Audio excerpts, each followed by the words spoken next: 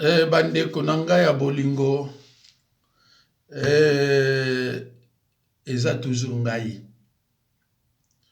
Nazo continuer ko exhorter bino, nazo continuer ko prêcher bino liloba. Comment reconnaître un pasteur sorcier et un vrai pasteur? Ndeko nanga ndenge nini koko yeba ke oyo azane musali ya nzambe te, musali ya satana, oyo musali vraiment ya nzambe. Ndeko Satan azo gagner terrain na ndenge osakana te. Na YouTube 95% ya ba pasteur basali na nzambe baza ya nzambe te. Je dis bien 95%. Et soko landi onokuta bango nde batu batalaka bango mingi koleka ba pasteur ya solo. Okoyeba ye ndenge nini ke oyo aza pasteur ya solo to oyo aza pasteur ya solo te. Na ba enseignement, na ba prédication na bango. Donc, il faut yo sa l'effort oyeba liloba. Soko yebi liloba te, okozala fanatique, ya ba faux pasteur wana oyo nzambe yebi bango te. Des pasteurs sorciers satanistes. Nzambe yebi bango te. Okozala fanatique na bango. Obando skendeke ko sambela kapai de partout. Ba pasteur wana oya ba faux baza pona batu na bango bandoki. Yabo mona batu mususu mona yiko sambela et pas vrai lo beyali. Mais aza l'aise to mona suka akimi alandi et pas ba pasteur na bango na bandoki bazali.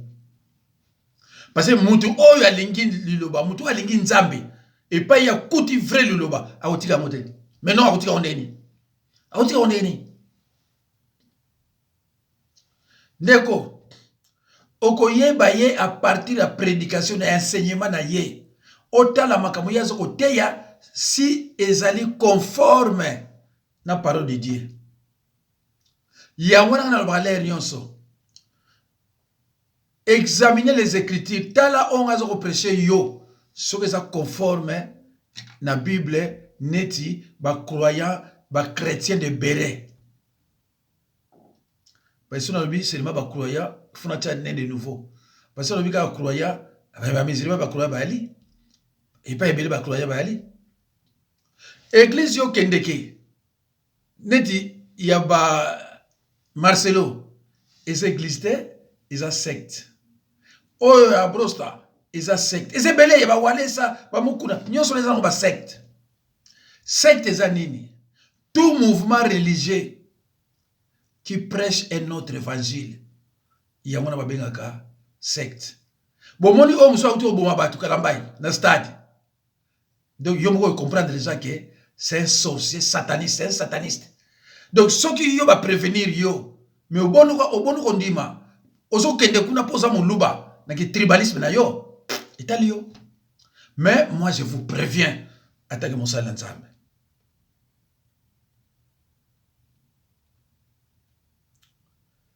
Deko, na zuli bino exemple, neti, ya walesa. Si on comprend les télé donc ils ont mis au moins walesa elle mo kabali kopina abali kopina bato zo kuse walesa ndeko nanga mbala moko yebi kaza nzambe te ndeko la mission d'un pasteur c'est d'abord de prêcher l'évangile aux pauvres.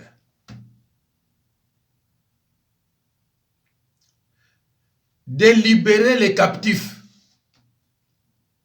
c'est-à-dire la délivrance, et de guérir les malades. Moutuna moutazana musala na ye, musala ko bineza ya pasteur te, eza musala na ite. Musibo kiana catholique beaucoup de kuta père azo prêcher après assis sa batiko bina. Peut-être va vatiria lelo. Mais ça la makate. Walesa mutaza ko prêcher aya botoli e Bible na kati église pour amoni mutona bandi ko prêcher ko le kaye. Mais yo ko zo avion awa oketi kuna pour luka walesa quel buzoba ndeko na ngai. Quel buzoba. Comment mutako na marque wana? Et puis ye mo peso kamwa ke bo futi avion boya pa na ye azane musala nzambete. Ndeko Kamwa batu nyonso naza osita ceux qui disent. Ils apprennent au sa répétation na bangote. Mais parce que je vais vous dire la vérité. Je suis là pour vous dire la vérité. Est-ce que vous allez savoir bon de la pona yobiki ou bien à déplacer maladie bon zonga un jour.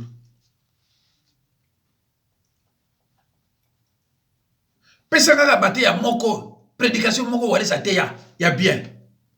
Natala ba prédication na ye mukolo muso ya na Paris awa bandi minanga ba ke olanda enseignement pana ba ke olanda ba prédication na ye tango ba zongi ba regretter ba papa banda to kindaki miracle miracle to kina mso lo bate miracle miracle bozui sataniste kalambai wana kutu na koloba mingi te parce que bino mo bomoni batu ko ba ke ko kufa. Mais bande ko boyo kelo ko ayibisa bino omoni kalama batu bakufi mi batu bakima yete parce que aza sataniste aza na envoûtement aza na puissance belé bomoni Marcelo aboyi mosi na ye azo bala mususu batu bakima yete batu bakima biso oto zo ba vrai serviteur nzambe mais ba sataniste bakima bango te Satan a pesa mobilo ko tout bomona Marcelo batu plein Bomona Kalambai, batu plein. Bomona Brosta, batu plein. Bomona Ifongi, batu la toujours plein. Et ça, bah, signe, y a ba sataniste. Et là, comment on a sabino susu. Batu nyo sur ba watake ba sataniste. Ce qui est bango, tala so ba belaka. Signe musu na zo la sabino clair. Tala so ba belaka. Ba belaka te pour ani. Parce que bango ataka bango te. Bango bazawana attaque ba sorcier sataniste. Bango to zo ko attaquer. Mais bon, pourquoi? Sataniste, me soit les gars qui walimo. Alors, menga 10 ans, il était clair. Abi 10 ans, na kobelate. Parce que Satan a yipsi bango déjà que yo 20 ans kobelate, yo 10 ans kobelate. Tala ba oyo ngazo la bango yo à partir de ba ifonge brosta denilesi baka ba to ngana che awawa. Ba belakate. Mais ma belle arrêtez. Bah c'est pelaga. Bah ou mais la biso okufa. Bah on va otikala. Bah okufa après biso. Mais et pas ba okende. Ça me dangaye. Vraiment na lembi. Et pas ba okende. Et pas ba okende et pas ezaliwa. Voilà. Bandeko na longwana na kepa ifongi. Ah, bande ko nga yama wa. Il faut nge talaka titre na ya chaka. Alobi muyibi. Ebi tina lobi ona ayebi ke bolinga ba aventure. Ayebi po sekisabino, amewena aventure. Après ko lobi bino olomide, lobi bino nani wera suna ba mususu longa na yebite. Parce que ayebi ke so atei mate ya classique bo tala mote. Parce que ba faute na ba faute.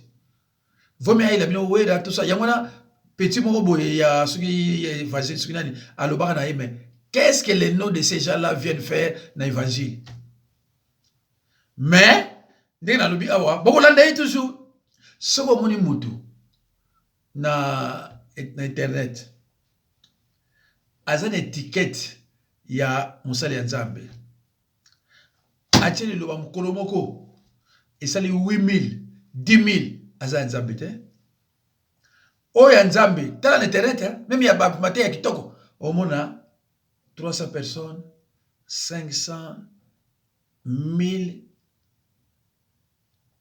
Tant on soupe, batum souba yebanite, au mona 15 personnes bataliye. Mais tant on l'a maté ya mona kitoko. Mais tant il faut que azolo ba bino muyibi. Tala. Tant on lobika olomide batu betaka misiki, baza bazwa kisi, tout ça. Yo lobezo musala nzambe makamone zo osanini awa na makamwa nzambe mais bakolo balabino ndenge ekoki oh nzambe na ngai yango na ba Rwandais bakomi komona biso bazoba parce que génération oyo ya C ya ba Congolais ils ont rempli la bazoba ngana ko balabino il faut mais j'ai fait un bon travail hein. Il faut que ba Hollandais ba 300 000 mais j'ai parlé dans longo les 300 000 en tout cas il y a 30 000 40 tala muto ba Hollandais ba 300 000 vies les loyo grâce nanga ba komi ba 30 000 ba 40 000 na lobaka na bino ezate ko ayebi loba na lobaka na bino ata moke ayebi na yango te oh na ba faute grammatique le belé da kete ba biloko na ayebi na yango te atanga pa bifongi ba faute belé ayebi na yango te mais yo lo za fanatique ou bien za fanatique mo za ndoki yeza mo continue pour sataniste olinga o meya batukuna ndeko nga nazana pona lobana bila vérité ngai ya ko répondre ngate ayebi ke o na zolo wana aza grand musala nzambe ako répondre ngai te parce que biso ko répondre nga tango na répliquer na lexi muzo bana nyoso ayebi le côté ayebi écoutez mutu azui Ephésiens zela na la sabino lo moko awa waso ngo nango il faut que aza ko prêcher na Ephésiens 6 les armes spirituelles on a baka ba faut à peu près entendre moko boyoka c'était Ephésiens oui Ephésiens les armes spirituelles Ephésiens 6 et 17 yoka ndenge lobiawa prenez aussi les casques du salut Bâtir virgule et l'épée de l'esprit qui est la parole de Dieu. Alors, bomoni, balobi bien, casque du salut, na l'épée de l'esprit, et la parole de Dieu. Il y a un journaliste qui na Kamango, azaki na bosani dinwana, chenwana. Ayeti pa na ngai awa poalo ba ngai que il faut ngalobi o eza parole de Dieu. Ngabi yona il faut ngam tatanga. Kamina zuka moyo. Awa wata balobi l'épée de l'esprit. Non, prenez aussi les casques du salut, batie virgule. Mais baiko tia emoko awa eza conjonction de coordination. Il faut ngatanga we bango de. Ewana est séparé casque du salut na l'épée de l'esprit. L'épée de l'esprit yamone eza parole de Dieu. Mais casque du salut est un sentinelle. Kepi. On est en tout. Pour na kozongisa ba bombardement nyonso au Satan on peut ça yo. Mais casque du salut est en tout tout. Et ça na ba vrai chrétien. Ya bien côté. Tant na zo ba yebisa na zongi la kaye. Ah il faut que la banga. Abi papa yo singa na landie na m'appelle zoba. Alors, tango on moni déjà loko wana. Ce qui est bien loba, oui parce que tu es en face de la fatigue. Donc à ce qu'on bricole na n'engega yo, n'engega yo tanga. Peut-être yo le qui est. Tala. Casque du salut et l'épée de l'esprit et on est na kati na virgule on a ayebi que tina batiango wanate ayebi na yangote.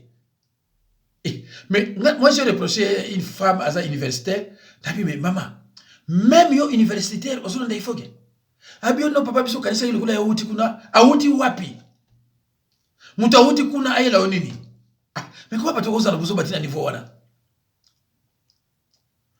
na longwe pa na inde kuna na ina Roger Baka ayaka attaque évangile non ayaka d'abord attaque mutapasi attaque malheureux azolela na ba réseaux sociaux akufila papa akufila mama ba yebi c'était là ko yebi français le baka ko zo musala nzambe ozo mbongo abazo babali awa baka alors il y a des sous tamba yebisanga mutu moko bo acha makele ko ni baka nako ko ya na enseignement na ye kaka ne faisait anzambe faisait oyo et faisait 6 bekaka baka boyo ka baka lo baki Ephésiens 6 voilà baka Bah, armes spirituelles que Dieu a mis à notre disposition pour résister contre les manœuvres de l'ennemi. Ils ont 6. Ils n'ont jamais 7. Baka a commis awa na 17 et commis 6 à Suki. Tango tangi na 18 ba commis, faites en tout temps par l'esprit toutes sortes de prières et de supplications.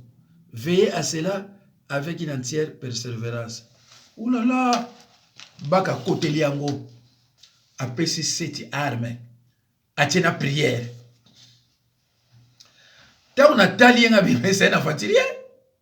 Mais si on tango yo yebino lilobate, ozomo nango normal et puis ba musuba bengi ya bondi la pona bango. Tala ignorance bandeko. Mais ba arme spirituelle et ce qu'on a 17, il y a le bina 18 et ce qu'on a. Prière et zaka arme te bandeko nanga. Prière les années. Mais ça a une définition de prière. Prier c'est demander. Demander pour recevoir. C'est tout. Il y a un autre qui va rebondir la tête parce qu'il y a une qui a prié. Ils ont prié, ils ont moto. Mais définition de prière, Bible le ah. Oui, bah, depuis ça n'a pas si. Tant on a la moutoumoko, vous avez landaye, vous avez bengaye pasteur, vous avez bengaye foko grave, abonde la pona yo, entre temps zamba yebi na été, parce que mouton sur la faute grave, vous avez erreur. Il y a une différence entre erreur et faute grave. Et faute. Oh, yo sur la faute ya boy, zamba yebi été. Mais non, zamba yebi été. Baka. C'est quoi comment naina aner kuna ko funda kabatu, po bakanga batu. Musala nzala. Et là, il s'est gazé, il ne pas si, et vous bon. Yo sikoyo, au métier inférieur et pas un bac. Ce qui vous tient, bobo yipsaye. De toute façon, il y a bobo yipsaye. Aya koloba, on a le bien sa faute, on a kosi. On a ramassé, on a qui m'appelle Libéla. Oya yebi a yipsaye. Oya yebi a yipsaye. Parce que baka ça comme biblique, mais dans le cas où attaque Moulouba, à ça l'école biblique, baka. Yemo quoi ça cours biblique, mais à ça l'école biblique. Parce que c'est les cours bibliques. À quoi le baricamo était que ni les armes, prier les armes, à quoi le baroté.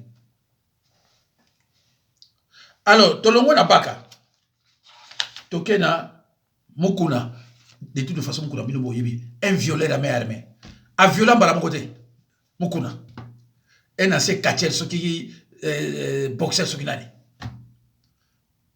Okolu komate ya yezote ya malabozati, alo baka ate yakate, mukuna. Et yo pour faire na YouTube, aux autres mukuna. Ah, sataniste. Hein?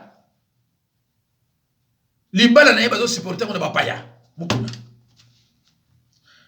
Pour ok na moi si faut na revolver, au traumatisé yé.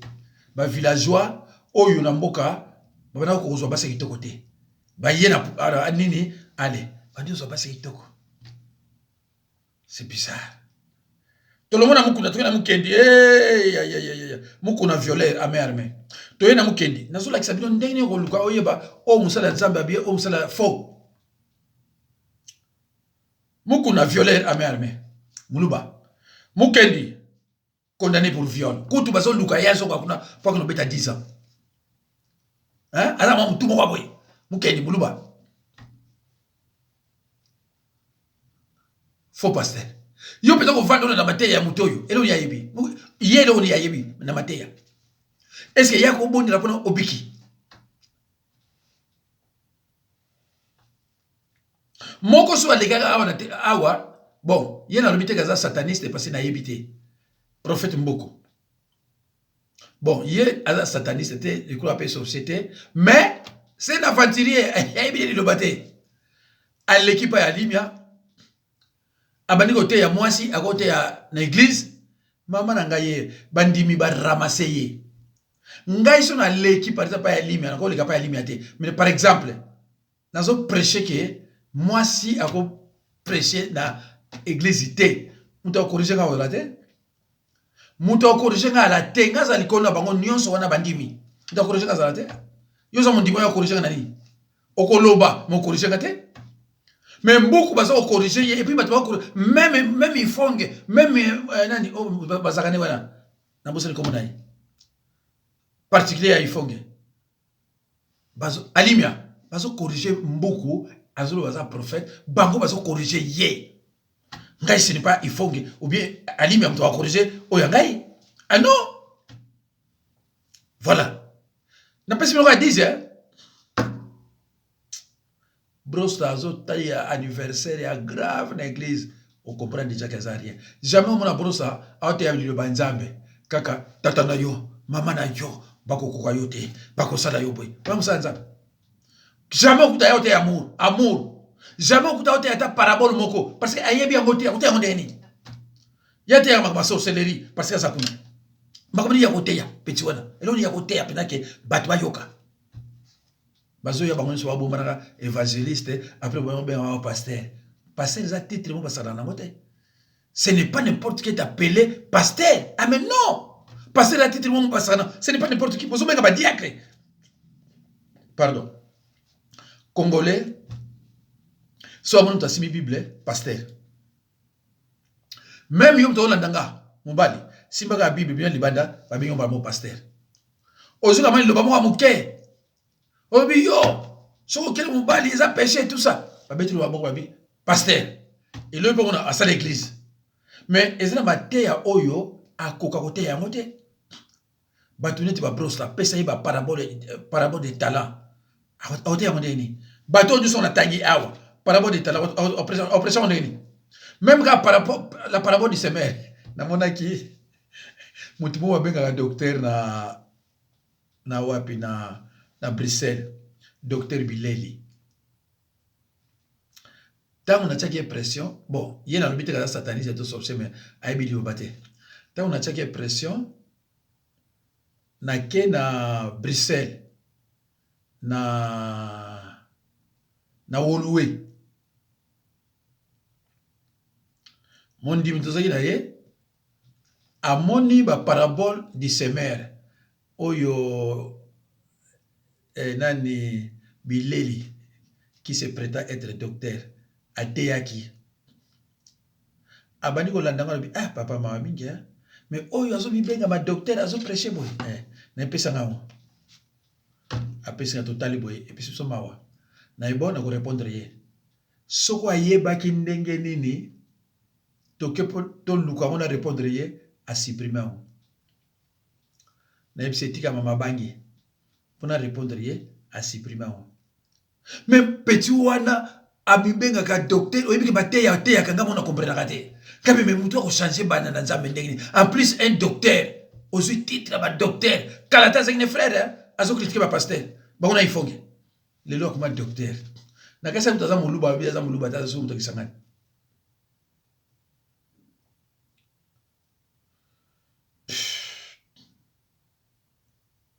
Denis Lesse. Denis Lesse kutu ye moka lubaki akina kozwa kisi po sala mbongo na koma ki prophète. O mona ina ba bar l'air nyonso. Ye pasa na ba conflit l'air nyonso na batu. Net kaka onan. Net ifonge na Marcelo. E mosala ya nzamba ko sala ba conflit la batu te. Ta nyonso ba conflit ko so na ba internet. Ah non. Yo attaque Moussal Manzambe, dénoncer le mal. Ba on a kokuma awa, neti ba il faut que banane. Bazar a droit de dénoncer sur pasteur te. Parce que tout ça kamogote. Un vrai pasteur, mouta ko dénoncer ka pasteur. Yo mouta di bando, on a droit de dénoncer pasteur te. Parce que ba kamunyon so basal Nzambe et doit se régler na kat église, bien ministère. Oyo oye ko dénoncer pasteur parce que yo mouta zo landaye, oye bino le côté. Pasteur va dénoncer na balimia na batumso non pasteur va dénoncer na kat église c'est biblique et ça kat bible et ça kat bible ndeko nga elo na osenga na yo même si on dit maraté so fandi luka mateya na landaka e ko changer makase luka mateya na landaka o comprendre comme belé na sala bato belé basamela na église mususu Mimbalandaka mateya na ernyos. Ndenge mama nani mama Flormose na Londres na mbaye na papa Emma. Soka mateya ebimba zui. Bazolanda mo. Eza couple moko. Oh là là. Couple mo na respectaka mingi. Pe na sepela na su couple wana baza correct bakipa ngai pe bakipa ngai pe couple wana mama Flormose na Londres na mobali na ye papa Emmanuel mateya nanga balandaka yango donc balalaka l'aise basepelaka soki yo mobali na yo olinga yeba liloba tinde pa nanga parce que bato mosusu soki ayoka mateya omona azosepela te mais soki olanda makambo ya fayulu na batilombo akobeta nde na YouTube même 6 heures de temps mais na liloba ya nzambe akobeta le mosu 4 minutes voilà yango wana satan azosaka na bino akomema bino nyonso kuna Moïse Mbiye okutu sataniste akosakana te Moïse Mbiye sataniste akosakana te soki batonga na tangi ayolandaka bango bongo ndenge nini un jour ozala bien Bible ezoloba bino na Galate 6 7 pardon Galate 6 8 à 9 yoka awa. L'apôtre Paul frappe sévèrement ceux qui s'attachent à un autre évangile. Ba oh nyonso ba prêcher l'évangile na bisoté. Totanga na 8, Galates 1 verset 8. Mais quand nous-mêmes, quand un ange du ciel annoncerait un autre évangile, que celui que nous vous avons prêché, qu'il soit maudit. Nous l'avons dit, et je répète à cette heure, si quelqu'un vous annonce un autre évangile, que celui que vous avez reçu, qu'il soit maudit. Donc, yoso landa mutumoko aza déjà maudit, mais yo yebite parce que le bâté. Olanda il fonge, aza maudit awa. Après ça sataniste, aza panabisote, yo landa kaye. Etali yo ndeko, ngai nazo loba, ezati nazo critiquer, nazo loba na keba oyoyo, baza ya nzambe te nzambe ayebine bamote. Mais yo soko lingi yo landa ka bango, landa ka na yo etali yo. Soki yo posa na kindoki na yo, olobe landa ka no bandeko na yo, landa ka na yo etali yo. Alors, vous aurez, par deux fois, Paul prononce l'écrasante malédiction sur quiconque prêche tout autre évangile. Vous aurez remarqué que l'apôtre Paul parle d'un ange du ciel et non d'un ange de Dieu. Il est concevable qu'un ange du ciel apporte un faux message. Ce qu'un ange de Dieu ne saurait faire. Ceux qui proclament une autre voie de salut sont nécessairement voués à la perdition. Bandeko, Bible le bino kaka ange du ciel, c'est-à-dire ange du ciel, ange ya satana, yende mutako yena message ma be. Oyo ange de Dieu akoko sala yango te. Alors, pour na koyeba ange o balubi awo isa ange ya satana, il faut le kana bakuru biblique hein. Sinon, tu peux interpréter à côté. Ou tu peux interpréter à côté. Alors, bande konanga. Na banzi. Ah, pardon. Na invité son appel, c'est le numéro nanga. Pasteur Jacques Dinabanza. 06 51 03 92 89 06 51 03 92 89 bateau baza du banda ya France 0033 6 51